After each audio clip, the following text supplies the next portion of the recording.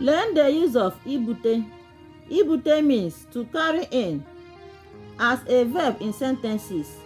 We are going to use this verb ibute, that is to carry in, to make sentences right now. Let's start. Igbo, English. Number one sentence says, Ego gara ibute ite. Ego gara ibute ite, meaning Ego went to carry in pot. Maazị Okeke gara ugbo ya ibute ji.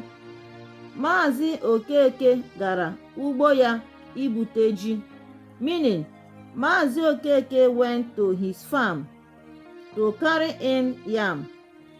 Achọrọ m ibute oche m. Achọrọ m ibute oche m, meaning I want to carry in my chair. Ọ chọrọ ibute akpa.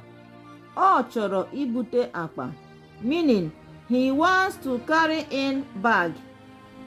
Ibute ọtụtụ ngwongwo adịghị mfe. Ibute ọtụtụ ngwongwo adịghị mfe, meaning to carry in many belongings are not easy. You can see that to carry in is our verb. It means ibute in Igbo.